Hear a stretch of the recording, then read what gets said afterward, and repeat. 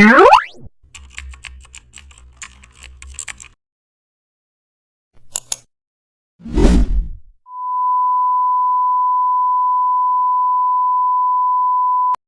back to the channel. Don't forget to like, share and subscribe for more updates. Today we are diving into an exciting tutorial how to create glowing sci-fi energy balls in Photoshop. Open a new document and fill it with dark gradient background.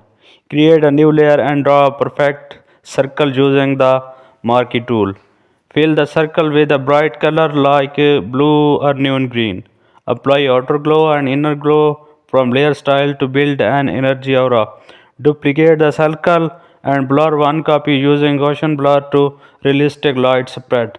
Add smaller spark particles using a soft white brush to enhance the effects. Use the smudge tool slightly to create swirling energy motion. Add a lens flare overlay for cinematic sci-fi light impact.